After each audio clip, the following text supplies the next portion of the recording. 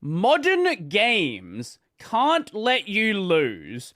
This is actually I think this is kind of a timely choice. We are also playing Metal Gear Solid in the other stream.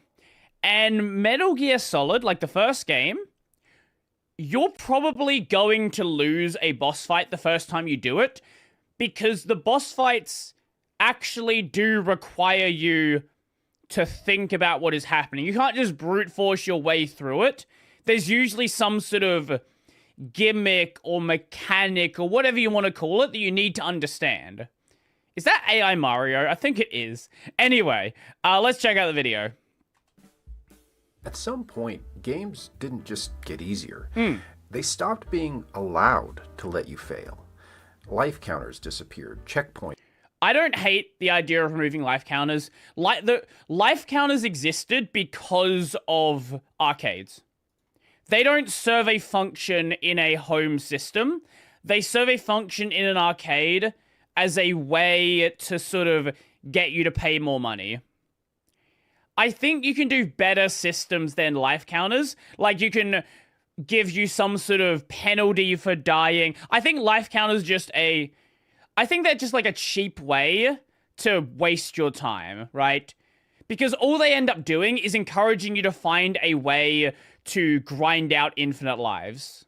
And there's a similar situation is in Bloodborne, how you don't just have auto refreshing of your heals when you go to the rest point. You need to go and farm out healing items.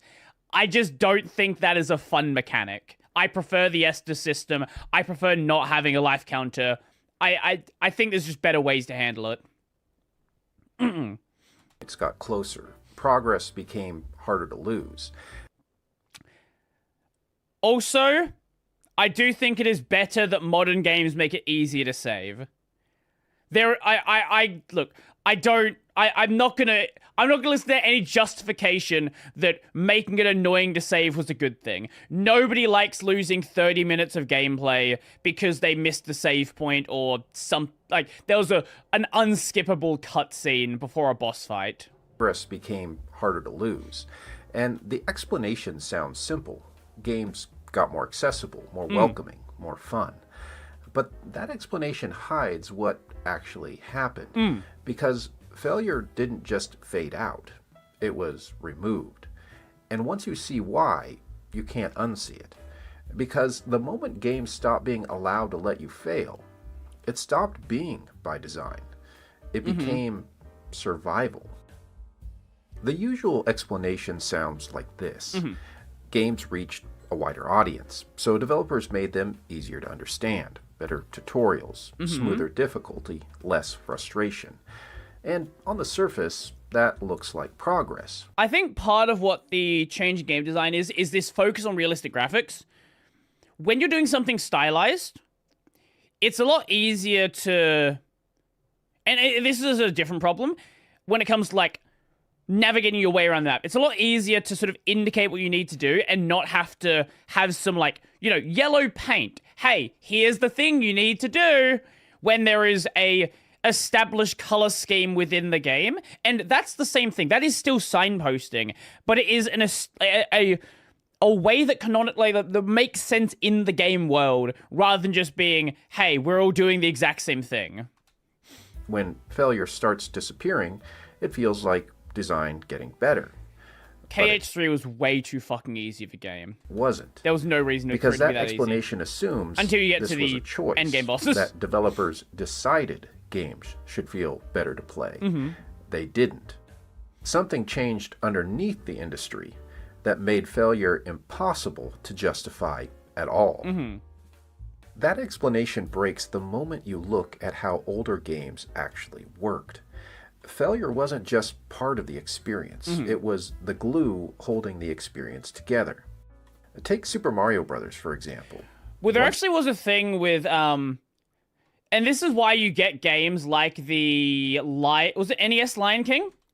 NES Lion King. Where it's like ludicrously difficult. So a lot of old yeah, it was that one. A lot of old games are much harder than they otherwise should or would have been. But a lot of old games used extreme levels of difficulty as a way to, like, pad out the game length. Once you lose all your lives, you start over. Mm-hmm. In arcade games, every failure costs you another quarter. Mm-hmm. Limited lives, full restarts, Now probably at $2. repeating the same sections again and again. Mm-hmm. Now, this wasn't because developers didn't know better. It was because most of these games only had a few hours of actual content. Mm-hmm. Failure is what made them feel longer. It's what made them feel complete. Mm-hmm. Failure created tension, it created stakes, and more importantly, it created value. Mm-hmm. Failure wasn't punishment, it was the product. But only if the game actually felt good to play. Otherwise, it just felt cheap. In a genuinely good and challenging game, the more you failed, the more time you spent with the game, the more the game justified its existence. Now, remove that, and something else disappears with it. Imagine paying $60 for a game, getting stuck, and giving up halfway through. You don't think, oh wow, this is I think the difference you also had then is there was less options, right? Especially if you were doing this, if you were playing games as a kid. Like, you weren't just going to go buy another game. This is what I do think was nice about having the ability to cheaply rent games, because you could, if you weren't sure about a game, you could rent it first and like, hey, do I like this game? Is this game cool? Am I going to vibe with it? And then you can go and buy it after the fact. They make games super easy because games journalists exist. This is true. Well, the problem is modern games journalists, a lot of them aren't gamers.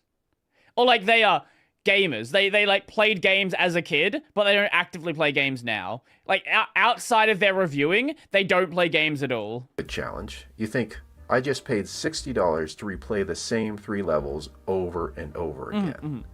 You see, that's the shift. Failure didn't just Honestly, it's not even gameplay necessarily always. Celeste has decent gameplay, but give it lives and it'd become us. Give it lives. Why did it say it like that? Celeste has decent gameplay. I don't know if I'd use the word decent for Celeste, as opposed to one of the greatest platformers ever made, but sure, we can go with decent.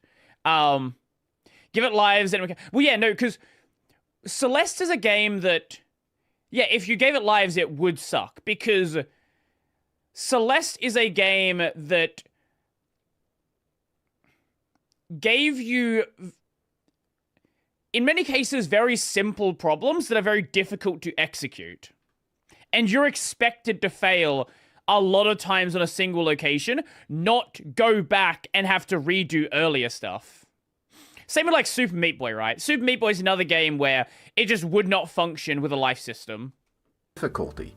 It controlled how much of the game you actually saw. And if it blocks you from seeing the entire game, let me ask you, does that $60 still feel worth it to you? So if failure used to be the thing that gave a game value, what do you replace it with? The answer is completion. If players don't finish a game, it doesn't feel worth it. And you can see that in the data. In some major releases, fewer than 40% of players ever reach the ending. That means more than half your audience never sees what you built. It's like paying for a movie and checking out halfway through. You don't think that was a great experience. You think, cool, I paid for half a story. Now, apply that same logic to a game. Every time a player dies, gets stuck, or has to repeat something, there's a moment where they can check out. And most of the time, that's exactly when they do. Yeah, like, games have a lot of competition now, especially if you're talking about games in Game Pass, right? If you're talking about a Game Pass game, any point of friction, you can just leave it. Like, it just costs you a bit of time to download another game. Honestly, Crash's approach is one of the best. What is Crash's approach, specifically? So failure stops being a challenge and becomes a risk, not to the player, but to the game. And you can see design adapting to that. I think a lot of this also comes to a lot sort of why was a game made, right? Was a game made by a small team with an artistic vision where they had a goal for this game? Or was this made by a team of 3,000 people with a budget of $700 billion, and we need this game to sort of be a financial vehicle, effectively? A very good early example is Halo. Your shields regenerate automatically. A mechanic that was once used to test endurance now actually stabilizes you. Uncharted is another good example. In that series, checkpoints are constant. The game doesn't test if you can recover. It makes sure you don't have to. Because the goal isn't to push you backward anymore. It's to... Well, I don't think Uncharted's a great example, right? Uncharted isn't... it's one of those movie games, right? The point of Uncharted isn't to be difficult, it is to push you through a story. So if you had to repeat segments in Uncharted, I don't think that would be fun. Like there's no enjoyment you get out of having to redo the same QTE 7 times. But then you look at a game like a Dark Souls, right, or an Elden Ring, or a roguelite. Roguelites are a great example. Their entire function is getting you to repeat runs over and over and over again. I don't think it's inherently a bad thing that there are games where you can't fail. I think the problem is a lot of games that don't need to be like that also struggle with the same thing. Kingdom Hearts is a good example, right? Kingdom Hearts 3, going through the main story, it's effectively impossible to die once you've gotten 1 or 2 tools. Until you get to the end game bosses, Kingdom Hearts 3 is a fucking joke of a game. You moving forward. And then the pressure multiplied. Because in the late 90s, many games cost a few $1 million to make. But by the mid to late 2000s, that jumps to tens of millions. But the price of the game doesn't necessarily scale with it. So now you have a gap. Costs explode, but revenue stays fixed. And that means there's only one way to protect the investment. Make sure players see the content and feel the value. Because every level, every mechanic, every cutscene isn't just design anymore. It's cost. Hundreds of developers, years of production, millions of dollars. And all of it only matters if the player actually sees it. It's like building a massive theme park with state-of-the-art rides where most visitors try the first ride, get frustrated at the long lines, and leave. At that point, the problem isn't quality, it's exposure. So for gaming, the question changes. It's not, can the player overcome this? Man, early Assassin's Creed, how do we make sure they don't give up? What a game. And that's where everything clicks. Checkpoints, regenerating health, constant forward momentum. These aren't just conveniences. They're safeguards.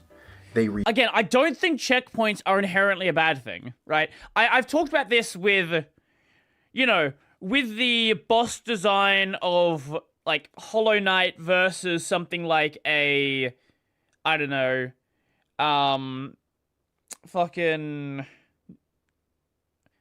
any modern Metroidvania game where oftentimes they put the checkpoint right outside the boss room. I don't think that is inherently a bad thing. I think the question becomes, what is the difficulty you're trying to focus on?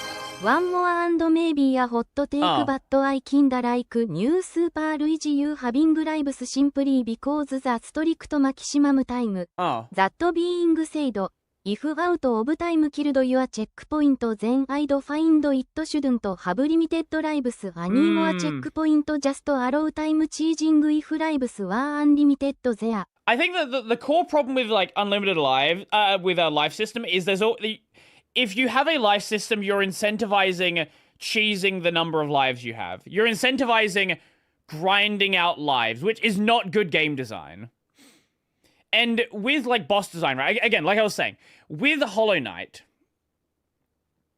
I don't think there is any reason to put the boss, like the benches, like fucking, a 3-minute walk away from the boss. There's like, it's not difficult, it's just annoying. And I think making that annoying for no reason, when the boss itself is supposed to be the difficulty, right? You play a game like Nine Souls. Nine Souls tends to put the bench outside the boss room. Or like Ender Lilies, right? The bench is right there because the thing that's supposed to be the wall is the boss room. And you can make, if you have the bench, if you have your checkpoint near the difficulty, you can then raise the difficulty of the checkpoint, of like the wall you're at, because you don't have to worry about like the annoyance of getting back to the room, right? That's my take on it. I don't think checkpoints are bad. I don't think regenerating health is bad. I think if you're gonna have them, you need to design the game around them, right? Hey, actually, going back to Halo is another good example. If you play on the low difficulties in Halo, yeah, the regenerating life just makes the game a walk in the park. If you play on the highest difficulty, the game is not functional without the regenerating shield. You need the regenerating shield, or you will die. Like, the game cannot be finished without it. Again, unless you're a fucking speedrunner or whatever. But, like, regular people. Reduce the cost of failure. They turn mistakes into delays instead of exits. Because if failure leads to frustration, and frustration leads to quitting, then failure becomes something you can't afford to build around anymore.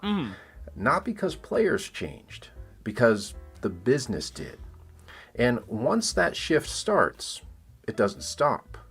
So the next question is, when did this become impossible for the industry to avoid? So when did this become impossible to avoid?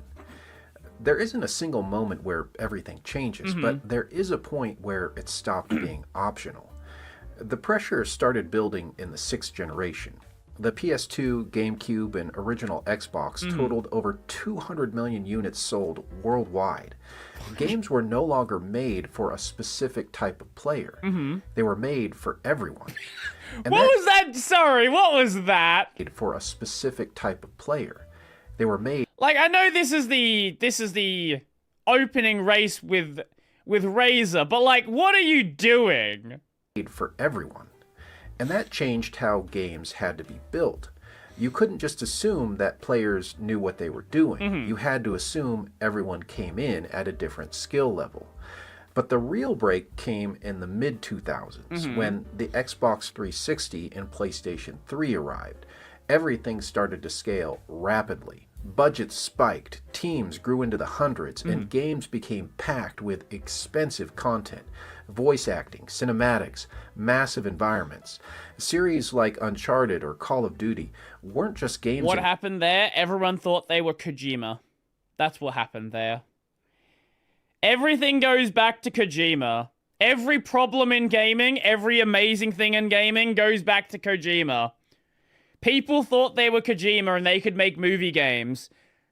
They weren't Kojima, and they probably couldn't make movie games. Anymore. They were experiences, and those experiences only work if players actually Kojima's see for them. all of it. Now, failure doesn't just slow players down, it blocks access to the product itself. At that point, letting players fail isn't just risky, it starts costing you money. So the industry locked into a new rule. Progress must be preserved.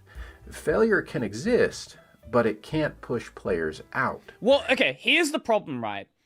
As games get longer, you can't have a life system that deletes your save or sends you back to the start. If you have a 50-hour game, you can't do that. Like, that's not a game. If you have a game where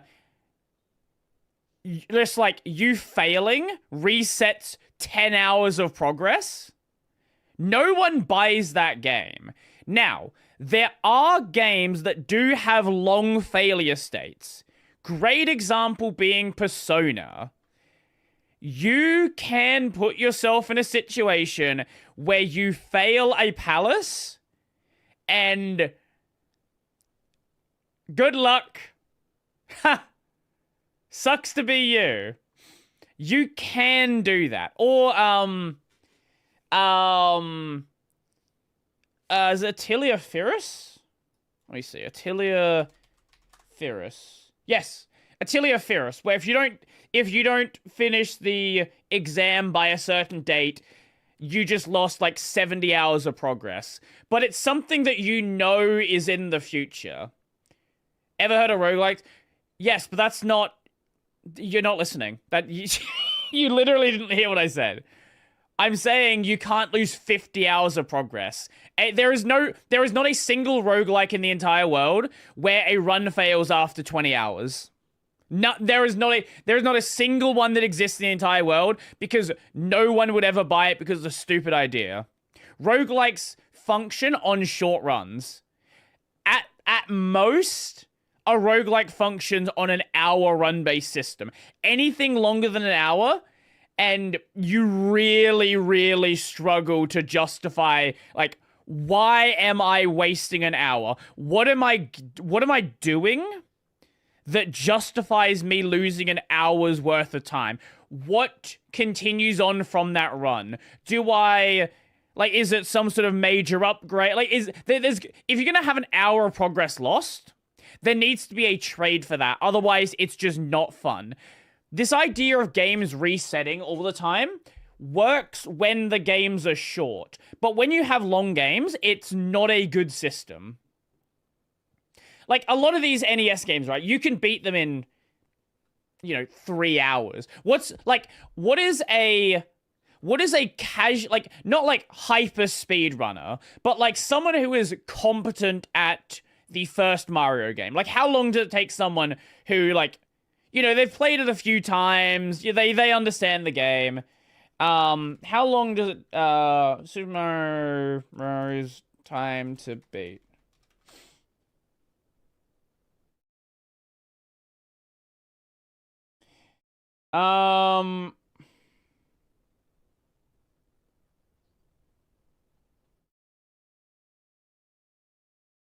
Yeah, you can, like, finish the game in 2 hours if you're just doing, like, the main content. So, like, that functions with a game reset system. But a game like Uncharted, no, it's just, no. That's why meta progression invaded roguelike mechanics to make failures worth something. Exactly, yeah. I know a lot of the rogue boomers are like, no, a true roguelike doesn't have meta progression. That's cool. Fine, whatever. I don't care, but you can make your roguelike without meta progression. No one's gonna play it. It's the same thing with, like, shooters, right? Every shooter, every multiplayer shooter game, has some sort of meta progression system. Whether it be a level up system where you unlock gear, whether it be a battle pass, whether it be some sort of, hey, you finish a certain number of rounds, you get boxes to unbox things, you get gamba. There's always some sort of meta progression system because meta progression systems are just pleasant. They are fun hamster wheels to be on, effectively. And once that became the baseline, it didn't reverse. But where does that leave players? Oh, yeah, you want to talk about is this Elden Ring? Yeah. Is this DS3? I think this is Elden Ring. But either way, speaking of games that you don't want to have a reset on if you die too many times. So want a challenge. Once that shift locked... Okay, one extra, because I have to say, Ukulele's 2D game has a really unique life system. The game starts you on the final boss stage immediately with 1 life. Sure. If you fail, the game starts you at the actual first stage, and for every stage you complete, you get an extra life in the final boss stage when you unlock it later. That's neat. Okay, that's kind of neat. Breath of the Wild also has a fun system where you can go fight the final boss, like, like 5 minutes into the game.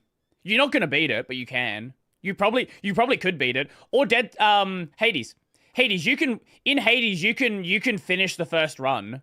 Like you're probably not gonna do it, but you can finish the first run and beat Hades on the first run and then like progress the story immediately. Like that's a thing that can be done. You started to see it everywhere, but not in the way most people think. Difficulty didn't disappear. It just got pushed out. Instead of being part of the main experience, it moved to the edges. Optional modes, harder difficulty settings, post-game challenges. It's still there. I'm not a big fan of difficulties. Like, a difficulty system honestly feels like a kind of cop-out way to handle difficulty. I prefer difficulty systems being built around the kind of tools that you have available, right? FF16 is a great example of this, where it provides a auto dodge ring, it provides a auto toggle ring, auto combo ring, things like that. Or you look at the Souls games, right? Dark Souls has a difficulty slider, right? You can make a dex build, or you can make a caster build, which is even easier. You can make use of the items which give you the weapon enchants. But you don't have to, right? They are tools within the game to make the game easier, but you can play the entire game without it. Not where it used to be. And most players never touch it. Like those collectibles you swear you'll come back for, or that 100% completion you tell yourself you'll go for later. You don't. And Souls-like games don't break the system. They prove it, because they exist in a separate space where failure is still allowed to matter. But for most games, the real version becomes okay, yes, if we're talking about like the hyper mainstream titles, sure. You can finish. And that changes what the game is asking from you. It's no longer testing whether you can overcome something. It's making sure you keep going. You're guided forward. You're kept in the experience. You're pushed toward the ending. Because if you don't see the content, it might as well not exist. So challenge becomes optional, and progress becomes expected. I need to play which Shadow means Colossus at some the point. core question changes. I only done like the first it's boss. no longer, can you do this? It's how long until you do. That's a completely different kind of game. It's not about getting better. It's about not dropping off. So if that's the system now, what did we trade away? I feel like he's sort of missed the entire point. The reason why a lot of mainstream games don't want you to drop off is because they are vehicles to get you to spend further money. Like, that's why they want you to continue seeing the game, continue playing it. They don't care if you keep playing it if you already bought the game. They care because there are additional things they're going to sell you later on. But you're less likely... You're not going to buy a skin for a game you dropped after, 2 hours. But you might after 10 hours. Games didn't get easier. They were rebuilt around one constraint. You have to finish. Because if you don't, it doesn't feel worth it. And if it doesn't feel worth it, everything behind it starts to fall apart. I think he's like missed the core point. I do think he's completely missed the core point here. So failure couldn't stay what it was. It couldn't block progress. It couldn't push you out. It couldn't risk you walking away. Not because players demanded it, because the industry couldn't afford anything else. Which means what feels like Is this accessibility, bad driving again? what feels like the game respecting your time, is actually something more specific. A system built to keep you moving, not to test you, but to make sure you don't leave. So the next time a game lets you keep going, ask yourself, is it really helping me? Or is it actually holding you back? So now I want to know what you think. I think he way overanalyzed it and missed the obvious thing in the room, which is the existence of microtransactions. I think he kind of just missed the entire core point and sort of focused on this oh, but games are not like they were in the arcade. And that, like, yeah, they're not like they are in the arcade because games are longer. You can't have an arcade-style game with lives where you reset if the game is 30 hours long, because that's not fun. It's fun when you have a short game that's easy to finish, easy to do runs on, like a roguelike. So we have games like that, but a long-form game just cannot function like this. You know, good example, we're playing Shenmue, right? Or Metal Gear Solid. Metal Gear... You know what? He completely missed that, right? Metal Gear Solid has a fucking ridiculous checkpoint system. It checkpoints you every single doorway because it expects you to fail in that room. It's not expecting you to go back and redo all of your earlier progress to get back to where you were. The goal is, what is the challenge for this specific area? I think there's a point in that if people don't finish games, they're less likely to get word about that. I will say that, yeah, for sure. Do you prefer a game that helps you along, or do you like one that challenges you at every turn? Let me know in the comments below. Pepe on a bike? And if you made it this far, as always, thank you so much for watching. And until next... Let's see what the comments say. I wish the games focused less on graphics. True. I put some Yellow Pandas videos so people know to watch it. They stopped putting games in arcades. Yes. I don't see this as a problem. One of the best things about... We have a gamer here. One of the best things about Nine Souls, the checkpoints are placed extremely close to bosses, while checkpoints during platforming and exploration sections were more spaced out. Having to retread a long distance when you lose to the same boss over and over would just be a waste of time. The retreads to the platforming / exploration sections were reasonable. Wow, we have a real gamer here. Yes. Absolutely. Completely agreed. So that was fun. That was fun. I disagree with a lot of the points he made, but overall, I think he identified a problem, but not for the reason he necessarily thought it was.